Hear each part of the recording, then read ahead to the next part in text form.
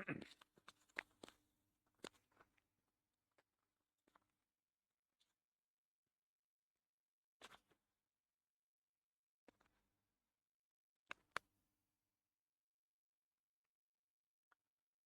Students, आज James of NCERT series में हम आपके साथ डिस्कस करेंगे कैपेसिटर का एक इम्पोर्टेंट टॉपिक, जिसके बारे में स्टूडेंट्स को बड़ा कन्फ्यूजन होता है और ये सोचते हैं कि होता क्या actually, that is dielectric polarisation.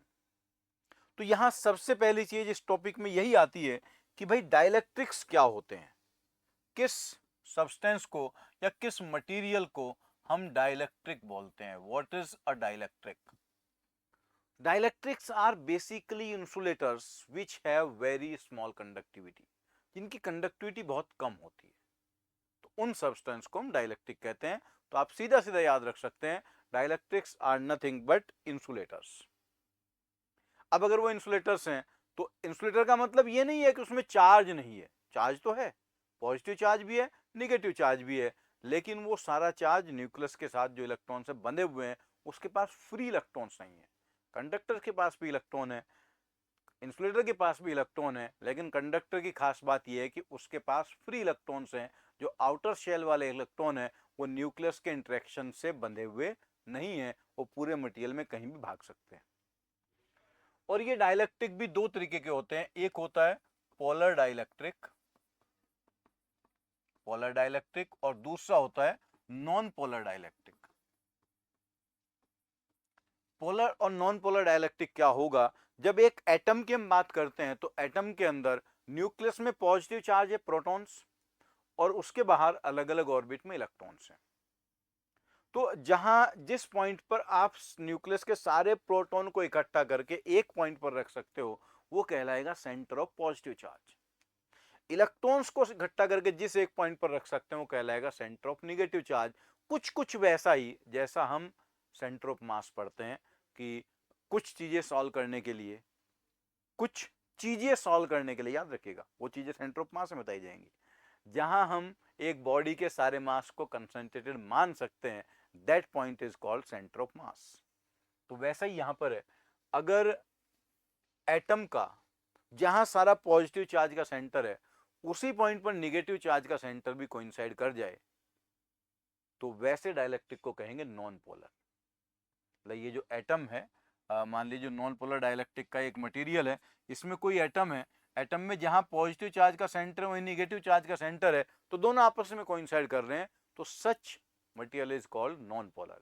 और अगर ऐसा नहीं हुआ तो जो एक पर्टिकुलर एटम है उसमें निगेटिव चार्ज का सेंटर इधर आया, पॉजिटिव का इधर आया, तो दो पोल्स बन गए हैं और ये एटम एक डाइपोल के जैसा बिहेव करने लगा है, तो such dielectrics are called polar dielectrics. तो इसमें क्या होगा, every atom can be represented by an arrow.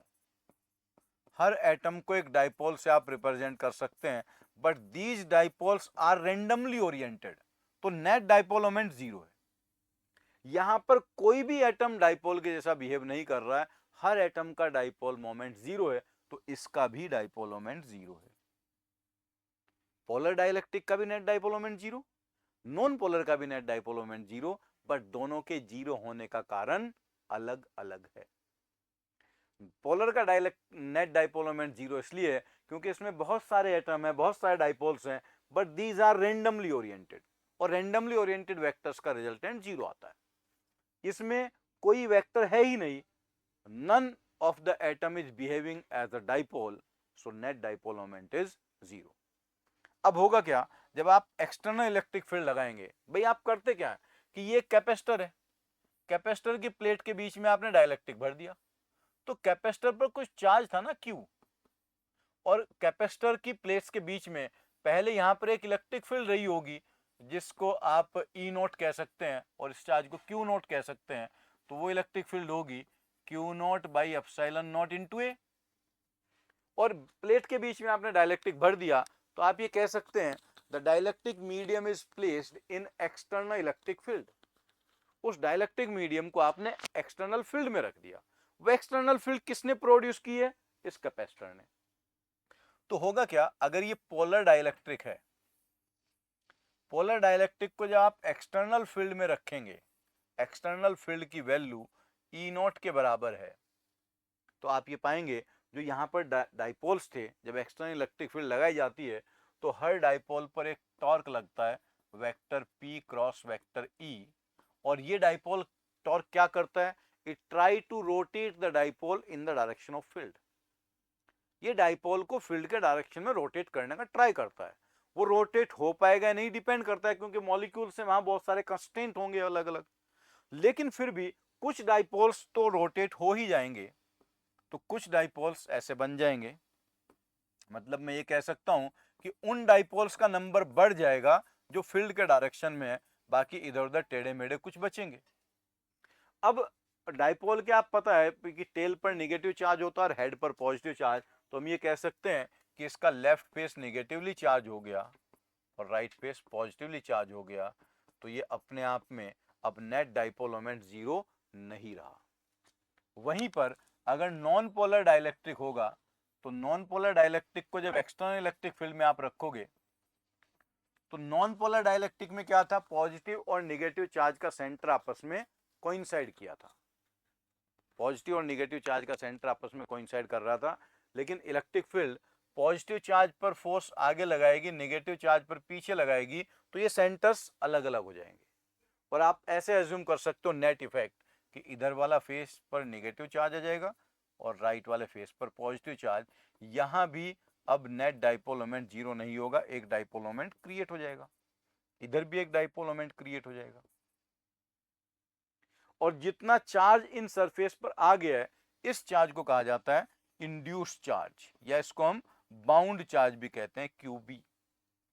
अब ये वाला जो अंदर का चार्ज है जो बाउंड चार्ज हुआ, ये भी अपनी एक इलेक्ट्रिक फील्ड प्रोड्यूस करेगा जो external electric field E not के अपोजिट होगी, इसको कहेंगे हम इंड्यूस्ड इलेक्ट्रिक फील्ड। और इस इंड्यूस्ड इलेक्ट्रिक फील्ड की वैल्यू जब हम सॉल्व करना चाहेंगे तो देखो नेट इलेक्ट्रिक फील्ड अंदर कितनी रह जाएगी, E inside will be external minus induced electric field, ये होगा। अब इलेक्ट्रोस्टैटिक में आपने पढ़ रखा है अगर वैक्यूम में इलेक्ट्रिक फील्ड E नॉट है और फिर आप किसी मीडियम में सॉल्व करो जिसका डाइलेक्ट्रिक कांस्टेंट K है, तो net electric field E not by K हो जाती है। वो इसलिए हो जाती है क्योंकि उस मीडियम में चार्ज इंड्यूस हुए, वो चार्जेज भी अपनी फील्ड बना रहे हैं और वो जो फील्ड है वो एक्सटर्नल इलेक्ट्रिक फील्ड के अपोजिट है।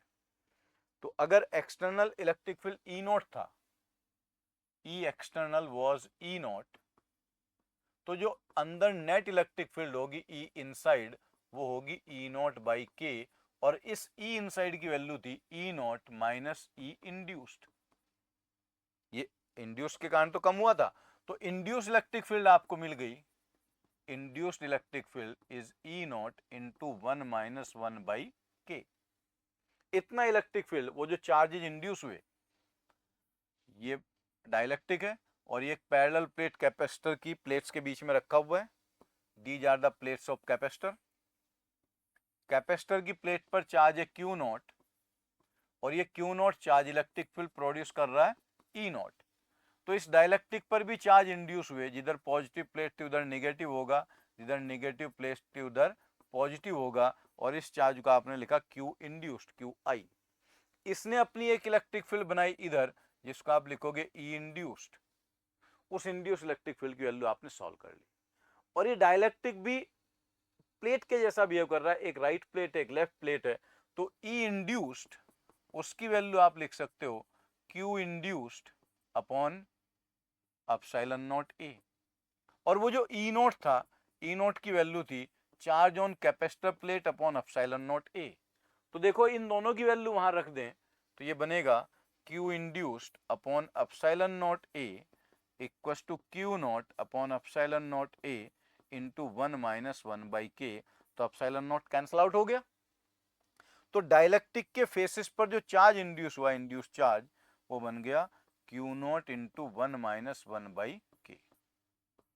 This is called dielectric polarisation. External field में आने पर डाइलेक्ट्रिक ने खुद को पोलराइज कर लिया।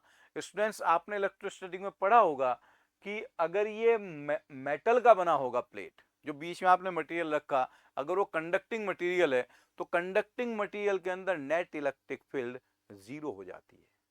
वो जीरो इसलिए होती है क्योंकि जो मेटल्स होते हैं, जो कंडक्टर्स होते हैं, कंडक्टर्स का डाइलेक्ट्रिक कांस्टेंट इन्फिनिटी होता है, टेंडिंग टू इन्फिनिटी।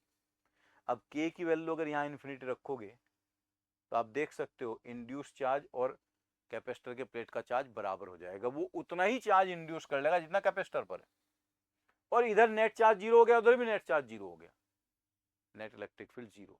या आप ये कह सकते हो अगर के की वैल्यू आप इन्फिनिटी करोगे तो ये टर्म जीरो हो जाएगा और induce electric field external field के बराबर होगी, तो नेट इलेक्ट्रिक फील्ड अंदर जीरो हो जाएगी। क्योंकि इसके पास उतने फ्री इलेक्ट्रॉन्स नहीं है, इसके अंदर चार्ज उतना फ्रीली मूव नहीं कर सकता, तो ये उतना स्ट्रांगली पोलराइज नहीं होगा जितना स्ट्रांगली कोई मेटल पोलराइज हो सकता है। सो स्टूडेंट, ये डाइलेक्ट्रिक्स का बेसिक है, और डाइलेक्ट्रिक आर इंसुलेटर, इसलिए उनकी प्रेजेंस से इलेक्ट्रिक फील्ड में थोड़ी कमी तो आती है, लेकिन इलेक्ट्रिक फील्ड एग्जैक्टली जीरो नहीं हो पाती। आई होप कि ये पूरा टॉपिक आपको समझ में आ गया होगा। इसको फिर से ध्यान से पढ़िएगा, इस पर थ्योरेटिकल क्वेश्चन काफ़ी आते हैं और न्यूमेरिकल इस फॉर्म में आ सकते हैं कि बताओ इंड्यूस चार्ज कितना है, इंड्यूस इलेक्ट्रिक फील्ड कितना है। Okay, thank you very much.